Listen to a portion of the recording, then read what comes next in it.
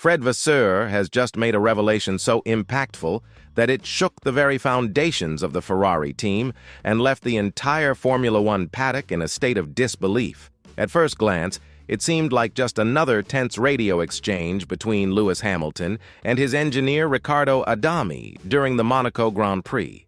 An apparently ordinary episode within the emotional and unpredictable context of high-level racing. However, according to Vasseur's latest statements, this moment was more than just a sign of irritation. It was a clear warning, a reflection of a deeper rift that threatens to compromise the already delicate relationship between Hamilton and the Italian team. And the inevitable question arises, is Ferrari truly capable of providing the seven-time world champion with the tools and confidence needed to regularly fight for victories? It all began with a communication failure during qualifying. Hamilton, who was on a slow lap, was informed that Max Verstappen had reduced his pace when in fact the Red Bull driver was on a flying lap. The result was disastrous. Verstappen's attempt was compromised, and Hamilton was summoned by the stewards and penalized with a three-place grid drop. The most serious part is that this outcome came from a single incorrect message from his engineer.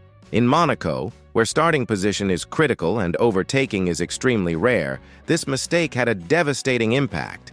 Hamilton should have started from the second row in fourth place, with real possibilities to move forward.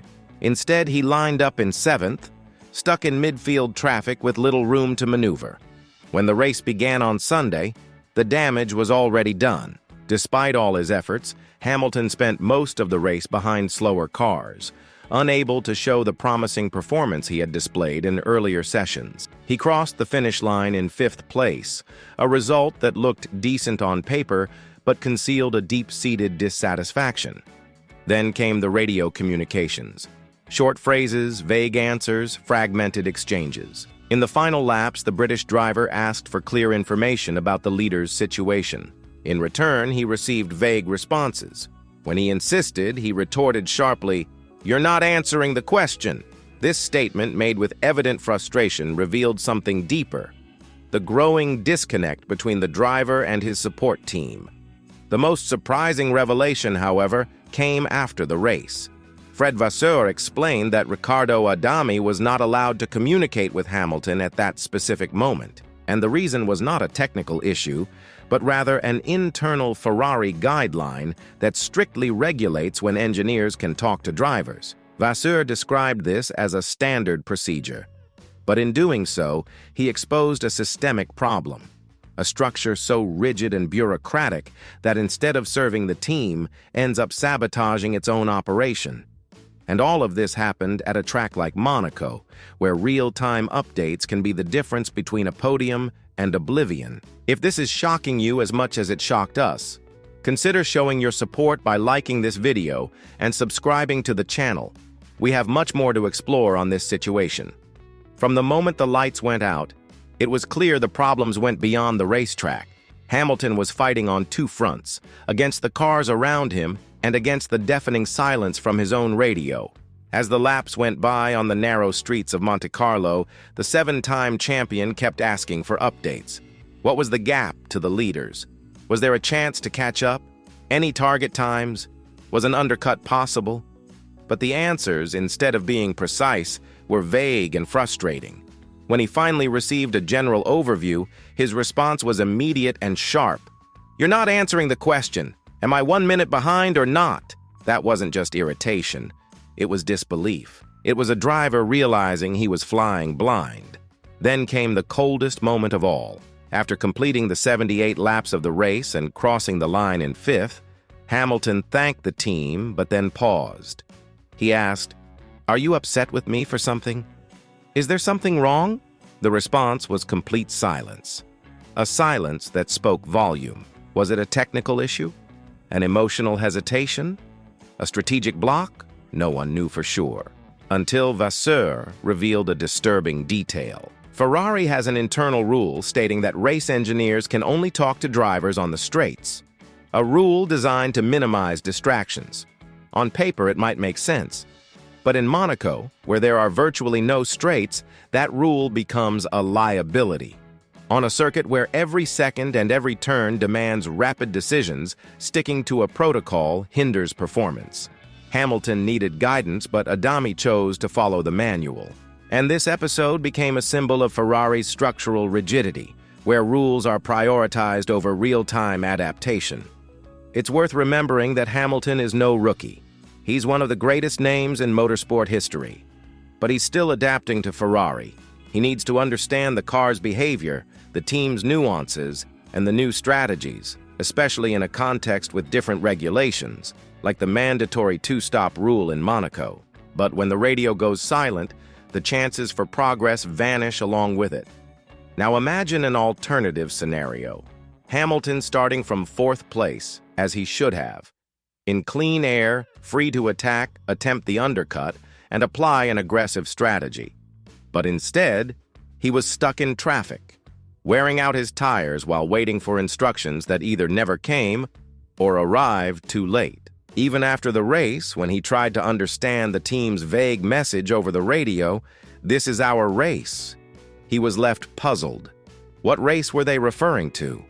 Was he supposed to attack Norris and Leclerc, hold position against Alonso? No one seemed to know. And what was lost wasn't just a podium, it was trust. Fred Vasseur acknowledged that the issue goes beyond technical or tactical. It's cultural. A culture that is too inflexible, too slow to react. And when this rigidity is imposed on a driver like Hamilton, who thrives on synchronicity and quick responses, the result is tension. That tension leads to silence.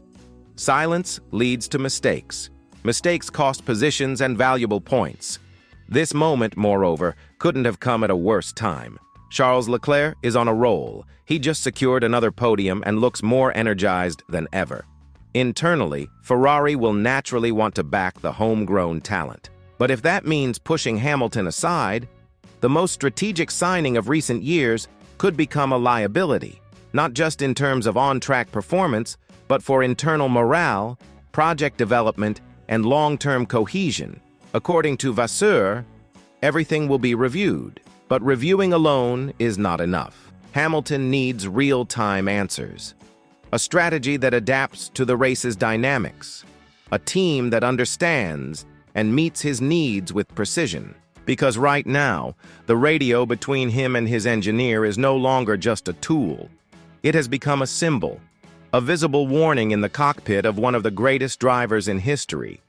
And what it reveals is alarming. A structure that is holding back rather than propelling forward. If Ferrari doesn't realize this now, it risks seeing an entire project collapse before it ever reaches maturity. This is not just about a timing error or a vague race command. It's about something fundamental: trust, the central pillar of any successful Formula One team.